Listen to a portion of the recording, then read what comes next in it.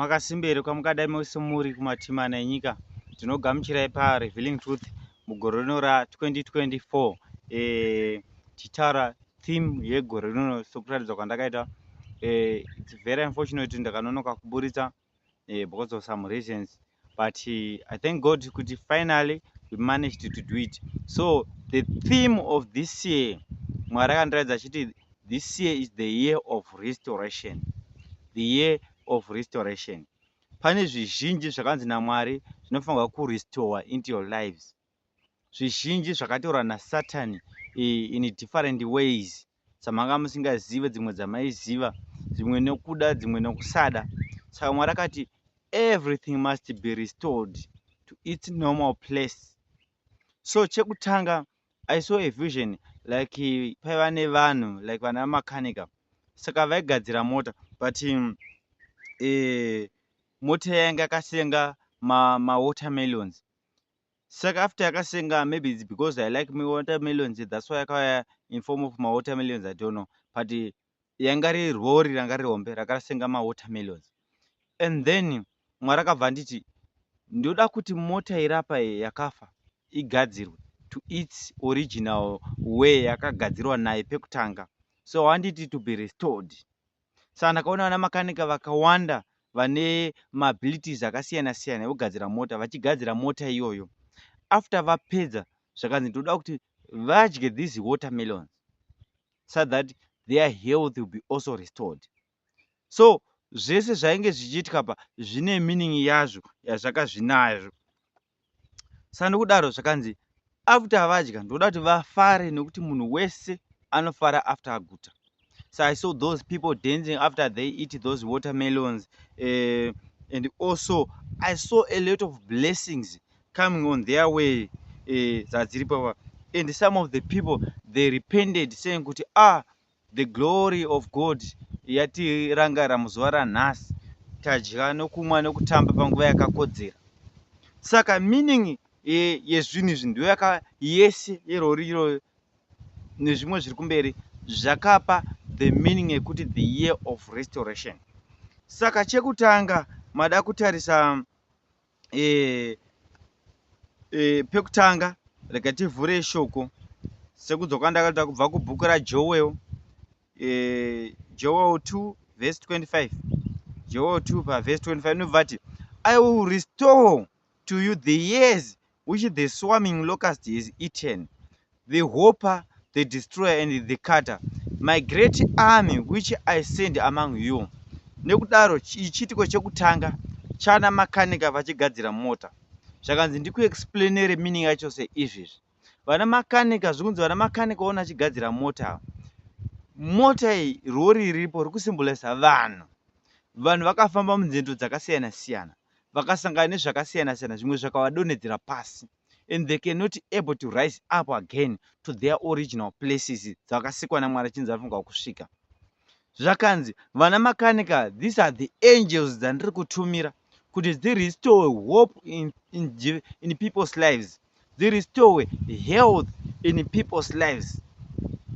Saka nodaro because of health munovereka kuna Jeremiah 3 sopiwa kwayakaita Jeremiah 3 verse 17. If I'm not mistaken, ngativenge Jeremiah 3 verse 17. Jeremiah 3 verse 17. Jeremiah 3 verse 17. Inobva yatiwo, at the Jerusalem, at that time Jerusalem shall be called the throne of the Lord, and all nations shall gather to it, to the presence of the Lord in Jerusalem, and they shall no more stubbornly follow their own evil heart. Right? Saka nokudaro Mwari akabva ati ndicharestore zvese. Kana vari vanhu vakanzi vakapiwa madecree naSatan ekuti havachabudira mulife mavo, varingoramba vachingori on their deathbed, Mwari akati they are going to be restored. Every sickness iri kuya mukati mevanhu, akati Mwari akati vachapora nezita rake Jesu Kristu, vachaziva kuti ndiye mukuru, mambo madzimambo akasikwa denga nenyika ino. Saka nokudaro Mwari abva ati ngazvigadziko zvose, kukanikwa kuri kuitwa gonyeti ndokugadzika kuri kuita life yavo kuti irestore its original places. Pane vazhinji vakapiwa macases ekuti vane cancer, vazhinji vakapiwa macases ekunzi vane maulcers, maheadaches, zvizhinji zvakabiwa naSatani, property chaiyo, upfumi chahwakabiwa naSatani, zvese zvikunzi zvicharestowa nezita raJesu Kristu. Mwari akati this is the year of restoration. Zvizhinji zvakarasa in the past years, in the previous year of 2023. Mwari akati this year I'm going to restore everything that is lost. Zvizhinji zvamakanamatirwa nemafake pastors nemafake vafundisi vachiba zvipo zvenyu, Mwari wandonamata akati I'm going to restore everything in people's lives. To anyone who has faith in this message of 2024, Mwari akati maangels esaona pane achisymboliza nevanhu vachigadzira this gonyeti. Pane matypes ezvinhu gonyeti raisimoka chirova kuti life yako yese yanga iri full of darkness, zvinhu zvisiri kufamba, pasina kana chimwe chete chinonzi chinokubudirira. Zvinhu zvizhinji wakapiwa macases, vanhu vazhinji vakataura zvakasiyana siyana about your life kuti you never going to progress, but the Lord whom I serve said in this year of 2024 I'm going to restore everything. Kana iri health, kana uri upfumi, kana iri marriage, kana iri property, zvese zvakanzi is going to be destroyed. Financially vazhinji vakasunga maoko avo vachinzi havabudire. The Lord I serve said to me, my son, I'm going to restore everything that has been lost in people's lives.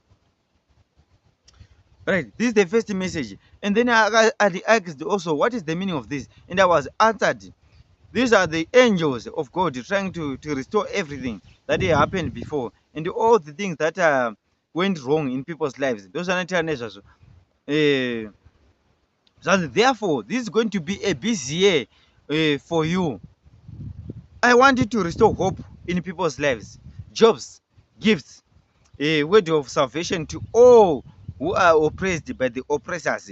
Give them food when they are hungry. Baptize them for the forgiveness of sins and being born again. Right? Chekutanga, this is going to be a busy year for you. So I'm sure I'm going to make sure that this is going to be a very big year for me, a very busy and a big year for me. In the sense yekuti I'm going to restore first hope. Vazhinji vakarasa tariro kuti havaisina hope for the future. I'm going to restore hope. I'm going to have a lot of time doing my counselings. Inga iri marriage, inga zviri zvinhu zvikunetsa personally, I'm going to have that time kuti ndi restore hope. And kana zviri zvinhu zvokuti you tried the business for so many times and then it failed, I'm going to give you hope. And there's going to be hope for the future. This is the first task. And also people who lost their jobs. Pane vazhinji vakarasa mabasa avo. And I already started these things. Kuti vasina mabasa, ndinamatira this year vawane mabasa avo avari kuda. And God gave me that task to restore people's jobs. Kuti vashande. My gifts akabiwa. Those angels dzakasungwa before. I'm going to restore my gifts avo akasungwa in different forms, in different ways, dzese dzakaisungwa nadzo before, right? And then ndisati ndabva ipapa nyaya yekusungwa kwemagifts, how does those gifts anosungwa sei, right? An angel inokwanisa kusungwa here kana kuti kwete. Kana ibve ndapindura ipapapo munzwise zvisho kuti zvinosungwa sei zvinhu izvi, right? I'm sure kuti ndakambouexplaina in a simpler way, but let me explain in a harder way. But in this harder way, could be able to understand kuti zvinosungwa sei zvinhu izvi. Chekutanga, kuenda pane munhu wapfugama, you agree to a certain thing. Sometimes wanzigara pasi, we agree. Sometimes pamwe waitwa migozo dziripo, mvura dzadigwa ipapo, kana zvizhinji zvaitwa ipapo zvechivanhu, kana in form of chivanhu, kana kuri kuchechi wadirwa magate emvura, wasunga in that form, right? Chii chinenge chichiitika? Chinoitika ndechekuti paunonamata, maprayers anoenda kuna Mwari haamiswe. Reka ndikudze, maprayers aunoita kuna Mwari haamiswe. They go a long way to the Lord. And then after aenda ikoko, chinosungwa kudzoka kwemhinduro, right? Kana iwe uchinzi mulife mako unoshandisa Uriel as an angel, chinoitika, Uriel doesn't mean kuti just one angel inonzi Uriel. Mark this one. Dzakawanda, but dzese dzichifollow under Uriel, dzifollow under Gabriel. Saka nokudaro, these angels, they exchange. One inoenda nezvanongwanamata nazvo kuna Mwari haimiswe, but panodzoka another angel ndo panosungwa. Saka hazvikwanisika kuti imwe angel idzoke futi pauri iye isati yadzokera futi neimwe. Saka the exchange but dzese chingori iriyo, right? Chibatai apapo. Ndosaka muchiona patime of Daniel achinamata zvonzi pane angel akasunga the prince of Persia, right? That angel kusunga the same process yakaita panzi iri under captivity for 21 days. That's the same thing zvinoita mhinduro yako kashinga udzoka from the Lord, right? So how do we overcome those things kashinge angel yako yasungwa minamato yako sasauye? Because kuti another angel ichidzoka dzichinjana dziri mbiri panotoda a prayer, mafastings. Samuchiona Daniel haana kumira kunamata nokufasta during that time. Then Mwari obva ati uyu munamato uchingoramba kuchuya, but I already sent an answer already. I already replied to my servant. So ndo panozotumwa Michael kuti arescue, afind out kuti what happened, because those prince inonzi mweya nzvimbo, maprinces, maprincipalities, those demons dzemaprincipalities ndo kazhinji padzinoburuka ipapo, ndo padzakaburuka ndo padzakawandisa maprincipality ndakataka kuti akawandisa. So ari able to capture an angel if you are very weak in praying. Chinoactivate mafastings and praying constantly, ndo zvinoactivate kuti mhinduro yako iuye whatever panenge yakasungwa. Saka muchiona mumwe munhu achinzi iwe hauna kana chinhu chiri kukuvhikira, hauna an angel, then may wonder kuti ko munhu anogara sei asina an angel. That's the process inenge ichiitika ipapo. Saka Mwari ari kuti magifts evanhu ese akabatwa akasungwa, mhinduro dzese dzevanhu dzisiri kusvika kuvanhu must be activated. So I have a great job yekuactivata zvinhu zvese izvi zvidzoke to its own original way yazvaka zviripo. Word of salvation to all, ende kune vanhu vose vari oppressed by the oppressors, mofanirwa kusunungurwa. So I'm going to preach that word yekuti musunungurwe. And then lastly I'm going to baptize many people in the name of the Father, the Son, and the Holy Spirit for the forgiveness of sins and being born again. Do another task inenge iripo ipapo. I looked at a distance and I saw a smoke at a distance, and I say, what is the meaning of that smoke? And the voice said, these are the harsh words coming out of people's mouth. And I looked and what they said before, and I saw everything and everyone who spoke my name, right? Panyaya iyoyi gantange ndaenda pamening yemavhisi zvakanzi this is the life, the gift of life yandiri kupa kuvana vangu vakanzi mugore rino ra2024 vachafa. Ndo meaning yemavhisi anga aripo zvakanzi ndo hope yandiri kupa mukati mevana vangu. Saka nokudaro vana vazhinji vachadya mavhisa, I'm sure it's going to come in the form of the words. Vachatambura mishoko iri vachanzi vachafa mugore rino, they are not going to be die in Jesus name. Vachawana upenyu usingaperi, vachawedzerwa makore nemakore, right? Ndo zvanga zviripo izvozvozvo pafirst part. And then pasecond part pane smoke yaiburitswa pane this gonyeti yaenda a long way. And then ndakabvunza kuti why this smoke ichiwanda kudai ndichienda a long way. Zvakanzi this smoke iri kusymbolize mumwe munhu nemunhu zvake akakunyeya. Tinoti kunyeya because vanhu vanenge vachitaura zvakawanda ndisipo inini, right? Hanzi mumwe nemumwe zvake akakutaura in the year of 2023 ichidzoka kumashure. I saw a lot of people, nevamwe vacho vandaito trust as my colleagues, as my friends in Christ. I saw them vachintaura in a bad way, and some of them they really talk about me in a good way, but a lot of people, and I was surprised by this. And so I thought, why Lord, why Lord, why Lord, why Lord? And then the voice asked me, what should I do with them? Should I distance them from you? Should I punish them? Should I curse them? What should I do with them? Then I said, Lord, let them ask for forgiveness, and I'm ready to forgive them. But if they do not ask for forgiveness, then do anything that you want with them. This is the answer which I truly answered. This is the best answer which I gave. If they do not say it to my mouth, because I know them, they need to do anything. But if anything happened into your life, it's not because of my will, it is because of your will. Because it is so sad, you spoke a lot, but at the same time, I spend a lot of time fasting for you, praying for you each and every time, trying by all means to be in good books with the Lord so that I will receive many visions and I'll give it to you in real time. And you went behind my back and speak many things about me. It doesn't go well with me. Doesn't go well with me.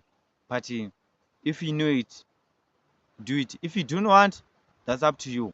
Anything that happens to you is not going to be irreversible. It's going to be very irreversible. And mark my words, no one is going to break this chain.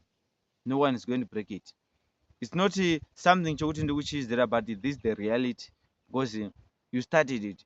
I took it as my friends in Christ. So it's another also said chapter in the year of 2024. But anyway, I'm ready to forgive you if you truly said it from my heart into me. I'm ready to forgive you. Right. I also saw people holding matches, matches and chasing people wherever they go. And the voice said to me, these are the people who are being chased by family goblins, family witches,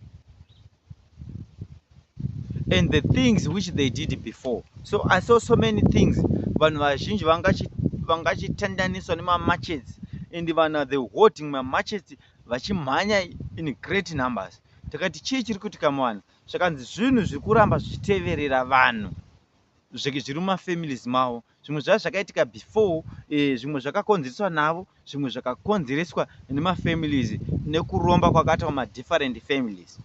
Zvakanzi nekudaro we have a duty to restore hope in their families and heal them and let no one let no which prosper. So zvakanzi usaita kuti varoyi vabudirire mutime yako this year of 2024. So it's another year kuti there's going to be a great confrontation between me and the witches. So be prepared, and I'm also prepared for that. Saka nokudaro I have a job rezvemudzimba rezvemadzinza kuti vanhu vazhinji vasunungure. I also saw the sins committed by many people, and the voice said, tell these people to live a wayward life. Let them fear the Almighty, the true living God. Tell them to leave evil things that they are doing and follow Christ and their true Savior. So ndakaona zvizhinji Mwari andiudza kuti raramai upenyu hwakanaka huri muna Christ. Siyana nezvakashata, siyana nekuita zvinhu zviri evil, siyana nekuita zvinhu zvinosemesa pamberi paMwari. Macrimes akawandisa ari kuita zvinhu zvinonyangadza Mwari, but these people are called sons of God. And siyanai nazvo in this year of 2023. Wanai time nemusiki, wanai time yekurependa. If you are the leaders, wanai time unyatsotungamira vana with fairness, pasina favoritism. Treat everyone equal. Kamuri vana ziva kuti vatungamiri venyu vamunochengeta vamwe dependence, treat them as Christians. Siyana nezvivi zvakanyanyisa zvamuri kuita. Wanai time yekuti muve nemusiki mutungamirire, murarame a wayward life.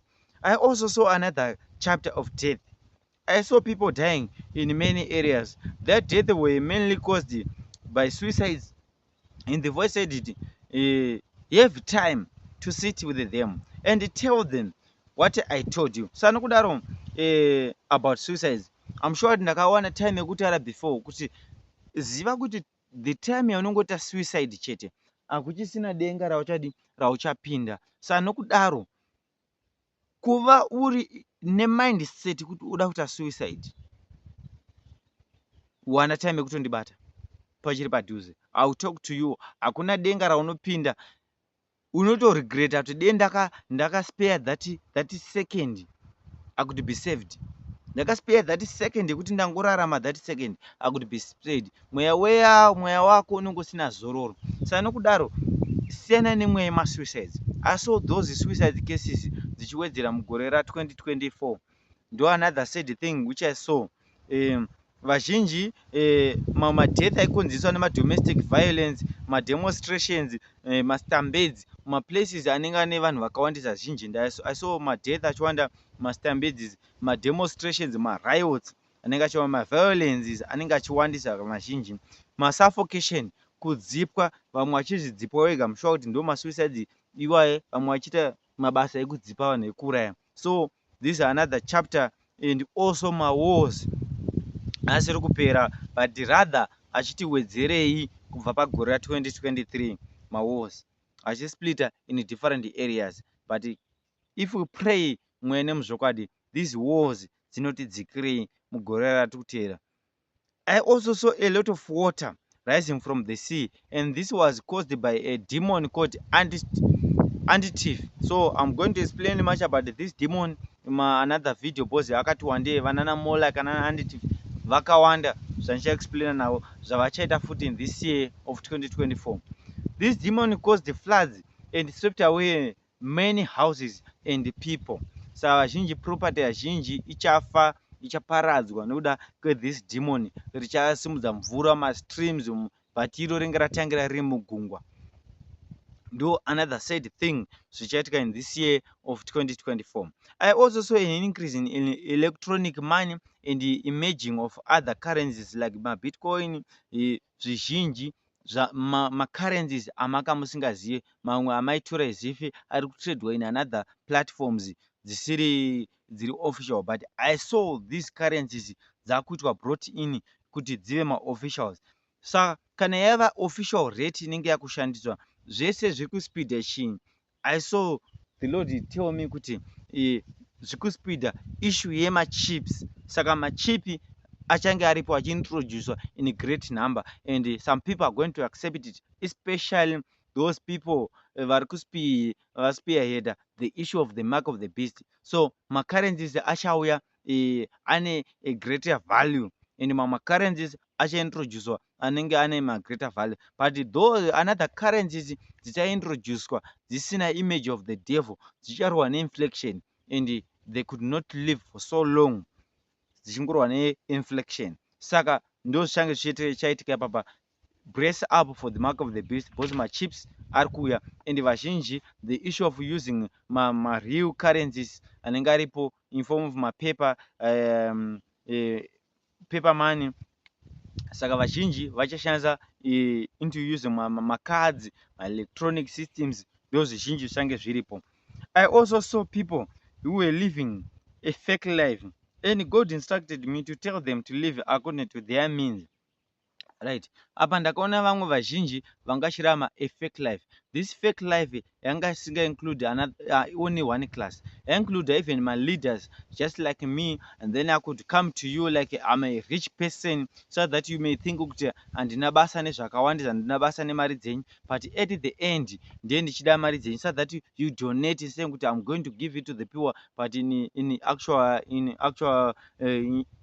way I'm going to use it for my own benefit. So this is the kind of the things changa chiitika ipapo, and some of the people, some of the girls that in this world, they are going to pretend as if they have a good life, they don't care kuti vanongoda kutochengeta varume, but in reality they'll be targeting the rich people kuti value a lot of money from them, so that they can use it others in the underworld or others for their own use.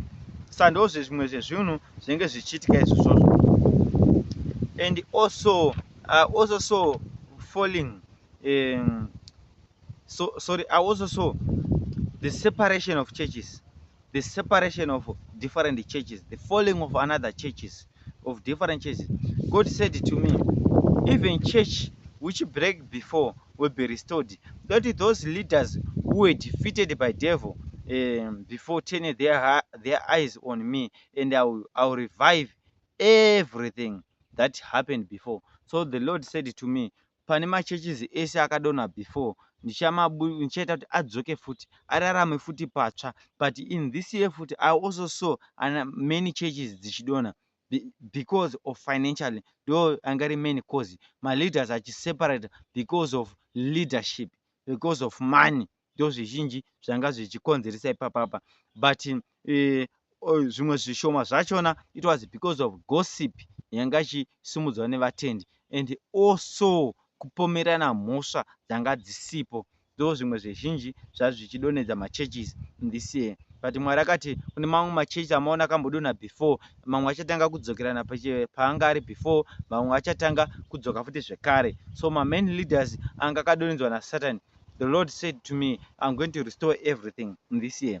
Lastly, I saw people wealth which was captured by devil for a very long time being released. So pane vazhinji vanga neraramo yavo yararama life isiri yavo, life yavo a broad life, life yavo yanga akatorwa naSatan. So ndakaona Mwari achinditi ndichadzosera zvese zvakatorwa mavari, upenyu hwavo hwangatorwa mavari in terms of wealth zvichadzoserwa mavari mukati meupenyu hwavo. So toda kuverenga kubva ipapo apiwa vhesi riri kubva kuna Jeremiah 33, Jeremiah 33 pavhesi 6, Jeremiah 33 pavhesi ya 6, Jeremiah 33 pavhesi 6 nobva yati iyo, behold, I will bring to you to it health and healing, and I will heal them and reveal to them abundance of prosperity and security. So Mwari ari kuti I'm going to bring health mukati melife yako, upenyu hwako wakanzi wararama wagumira pano, kurwara kwaita for so many years. This is a year of recovering, of healing, and I will heal them and reveal to them abundance of prosperity. So vazhinji they are going to prosper financially and security, muchange muchichengetedzwa zvizhinji. Saka Mwari achaburitsa ngirozi dzakawanda dzekukuchengetedzai this year. I also saw many people who were orphans, widows being supported by many Christians. So vazhinji vatendi ndaona vachisupporta mawidows nema-orphans in this year of 2024. Zvinhu zvinova zvaifadza Mwari. The voice said, these are the last days, keep working, preach, heal, pray until the day I come. So zvakanzi ndo mazuva ekupedzesera, asi rambai muchiparidza kusvika muzuva rekupedzesera. Zvakanzi pane mavhesi maviri andapiwa, zvakanzi let them understand this word. So this word ranga ripo rekupedzesera, rega ndiriverenge rese rakada, but rese rikubva mubhuku raMatthew. Chekutanga rega rivenge bva mubhuku raMatthew 24, Matthew 24 pavhesi ya 37, Matthew 24 pavhesi ya 37 kusvika 42 yakati kure. Inobva iti, as were the days of Noah, I will be the coming, so will be the coming of the Son of Man. For as in those days before the flood, they were eating and drinking, marrying and giving in marriage, until the day when Noah entered the ark. And they did not know until the flood came and swept away, or swept them all away. So will be the coming of the Son of Man. Nobva yati pamberi pavhesi 40, then 2 men will be in the field, one is taken and one is left. Right? Nzwisisa pane chimwe chinhu chiripo pano. Zvanzi vanhu vaviri vachanga vari mufield, umwe chete achatorwa between those two, and one achasara pasi. Saka iri ngotaura kuti be prepared pane this year. You never know the time nor the hour. It might be in this year, but rapture is very close. According to this message andakapiwa, rapture is very close, but hazvina kunzi musashande kana kudini. These are this word. Tiende pamberi pacho inobva yati iyo, but pavhesi 42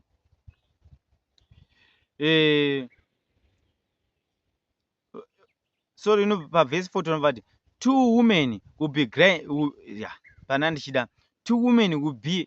at a grinding mill, at the mill. One is taken and one is left. Two men will be grinding at the mill. One is taken and one is left. Muri kuona kuti Mwari akutaura rambai muchishanda. It's the last message. Rambai muchishanda. kana ngichinge muchishanda kudaro, apa zvikuratidza kuti Mwari achazokutora muchishanda kudaro, but muri mukati mekushanda kudaro, rambai muchiita zvitsvene always. Saka muchiona kuti one anotorwa, one anosara, one anga ari mutsvene ndianoenda, one anga akashata anosara aripo, but rambai muchidi muchishanda. And then 42 note, watch therefore, for you do not know on what day for the Lord is coming. Right. Muzoramba muchienda nayo kusvikawo kumberi. Ndapedza papo. And then another message ingari paibva futi kubhuku raMatthew 25. Matthew 25 ikoko pavhesi 29. Matthew 25 pavhesi ya 29. Pavhesi ya 29 inobva iti, for to everyone who has will more be given, and he will have abundance. But from him who has not, even what he has will be taken away. Verse 30. And cast the worthless servant into the outer darkness. There men will be wept and gnash their teeth. Verse 31. When the Son of Man comes in his glory, and all the angels with him, then he will sit on his glorious throne. Before him will be gathered all the nations, and he will separate them one from another, as a shepherd separates the sheep from the goats. And he will place the sheep at his right hand, and the goats at the left. Right. Vari panozviti magoti. Muri kumanzwa greatest of all time achisvina magoats.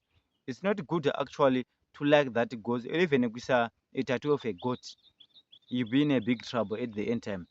Then the king will say to those at the right hand, come, O blessed of my Father, inherit the kingdom prepared for you from the foundation of the world. For as I was hungry, and you gave me food, I was thirsty, and you gave me drink. I was a stranger, and you welcomed me. I was naked, and you clothed me. I was sick, and you visited me. I was in prison, and you come to me. Then the righteous will answer him,